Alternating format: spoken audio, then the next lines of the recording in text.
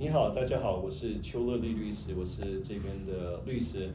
今天我访问对象是我们这边的州长，Mr. Steve Sisolak 先生，他是现在现在的我们内华达的州长，所以今天我们很荣幸的可以邀请他来了解他这个州长的工作啊，那些这些资料来让我们的华人社区多了解他一点。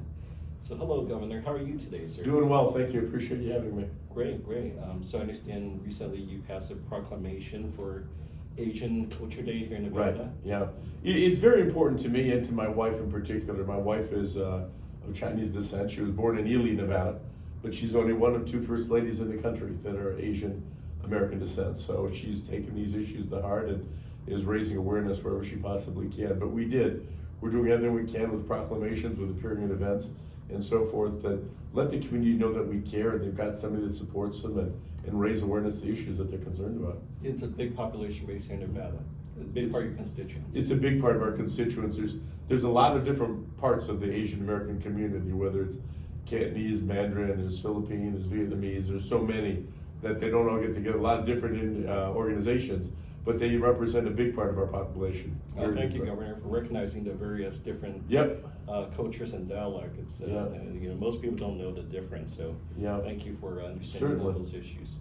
So I understand you're happily married with Ms. Kathy Ong, is it? Right, Kathy Ong. I got married. It was a kind of a whirlwind. We dated for about 5 years, and then I got elected in November of 18 and asked her to marry me 3 days later, and we got married in December and got sworn in office in January rather. So it was very, very quick. But she's an absolute sweetheart, the love of my life, and been extremely supportive and knowledgeable on these issues. Anything that we do it together, and I'm blessed to have her in my life. And I understand she has a financial background. She does. She works for Hobbs Ong. She's a principal at Hobbs Ong, and they sell municipal debt, for various entities across the state that are financing building projects. So does the First Lady of Nevada help you with balancing the sheet for Nevada? No, she kind of sticks to her own area. I go to her for a lot of advice. And she's absolutely terrific. She follows this stuff closely, and she's always willing to be supportive, yet at the same time she'll offer her opinion on different issues, and I value that tremendously. Great. What are your hobbies? I don't really have a lot of hobbies. I like to walk. I use that for exercise and for a hobby, kind of get out and get some fresh air. We try to go to the gym, at least 5-6 days a week, ride the bike and work on the treadmill, which I enjoy. I like to spend some time with my kids. I've got 2 adult daughters. They're 30 and 33 that we try to have dinner with maybe once a week so I can catch up with them a little bit, because as governor, life gets pretty hectic and you're torn in so many different ways, but trying to make some family time. And I like going to the Las Vegas Aces basketball games, women basketball games, and hockey when it was here, and football. So I'm a sports fan. I see. So I understand you've been involved in public services even a long time ago. Before you're governor, you were involved as the commissioner in Board of Regents. Right. Yeah, I spent the first time I got involved had to be 28 years ago. I ran for state senate and lost. So then 2 years later, I ran for state senate again and lost again. And said, okay, this isn't for me. I'm not going to do any more politics. But I did run 2 years after that for the Board of Regents, and I served 10 years on the Board of Regents. It was a great job. I really enjoyed working with the students to try to impact on the educational institutions and what they do and where they're going, and have some influence and try to help these kids. And then when an opening came on the Clark County Commission, I filed to become a county commissioner and won that seat and served 10 years till ultimately in 2018, I decided to throw my hat and run for governor, and I was successful. So you're somebody who cares a lot about Nevada, even a long time ago. Yes. Yeah, I care a lot about not just the state, but about the people of Nevada. Nevada is a diverse state. It's a state that represents our country in a lot of ways, and a lot of people don't feel like they have a voice in politics or in government. And I want to make sure that people know that they do have a voice. They can call me, they can write me. We try to get back to everybody we possibly can, because when you have a problem, it's the biggest problem that exists for anyone, and we're trying to help people when we can. And I understand your kids went to public schooling like UNLV. Yeah. They both graduated from Durango High School, and they went to UNLV. My oldest is a attorney with the public defender's office, or special public defenders. And my youngest has got a master's degree in marketing. She works for the women's basketball teams as a marketing expert. Excellent. Yeah. But they didn't go to fancy prep school. No, they went to UNLV. They went to UNLV, and both did a great job with their education. They're good students, hardworking. I couldn't be more proud of what they've done and the women that they've become.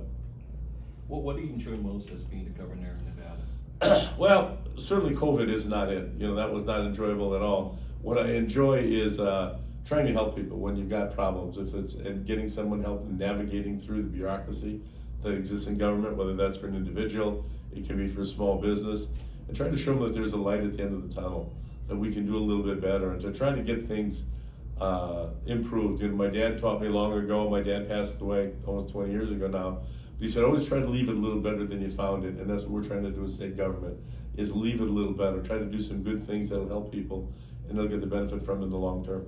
Is there anything that are your pet peeves about being a governor that you really don't like, such as publicity or? Well, the travel is tough. I do a lot of traveling. I do a lot of traveling between here and Carson City, here in Reno. That's significant. Now, I do traveling across the country for the national governors, Western governors, Democratic governors, whether that's New York or Massachusetts or Washington, D.C., and down to Miami, to San Francisco, to L.A., to San Diego, to Phoenix, to Colorado Springs. I could go on and on with naming places that we go to have meetings of the governors, which are great because you get together and exchange best practices. But the traveling wears me out. It's a long time on an airplane, and to get to where you got to go, and that's difficult, but it's worth the sacrifice. Was there anything about the role being the governor that surprised you after you took office that you weren't expecting? Well, I wasn't expecting that. Some people are pretty vocal with their displeasure, their disapproval of what we do. I've always been taught that you can disagree, but you should be respectful when you disagree. Everybody doesn't feel that way. Some folks feel that they're entitled to say and do anything they want to do because of the First Amendment, and that's just not true.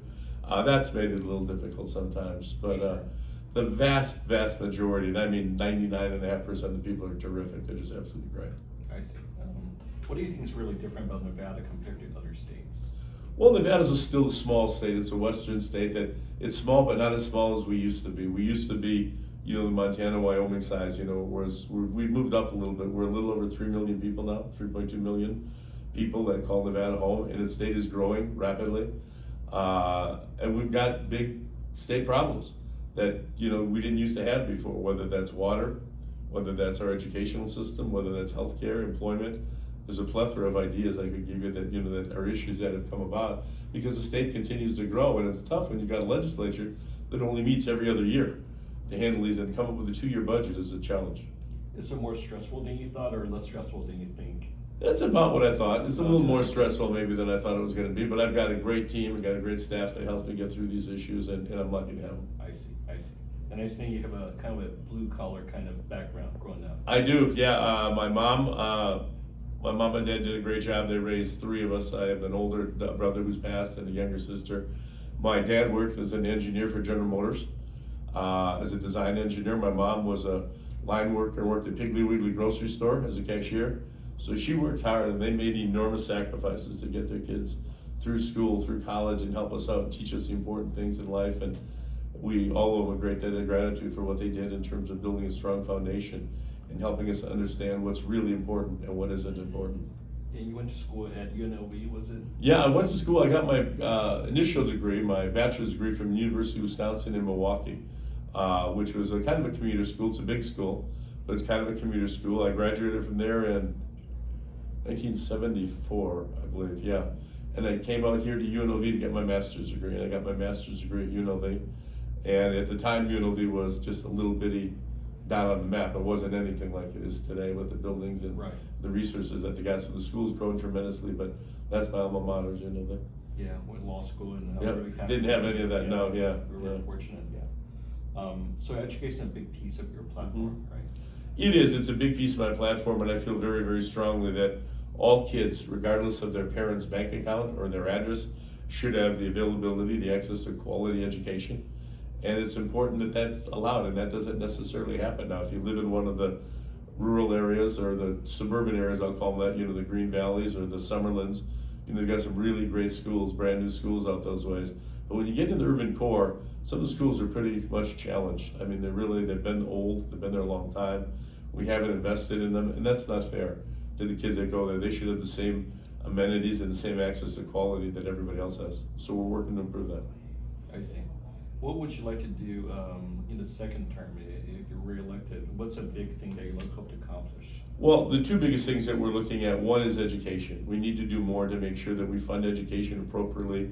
We need to get rid of the violence that exists in our school that you're seeing in the classrooms, whether it's violence of student on student or student on teacher. That's not the place that, that's appropriate, and we need to do a better job in terms of providing our kids with an adequate education and giving them the resources they need to be successful. The other thing is to diversify our economy. In Southern Nevada particularly, we are too dependent on the gaming and hospitality industry. Every time there's a problem in any other city, any other state, it affects Las Vegas. Conventions stop coming, and that hurts us. When you saw what happened during the pandemic, we in Hawaii were the hardest two states because we rely on tourism. Now it's come back tremendously in Las Vegas that brought us back to profitability and to get people back to working.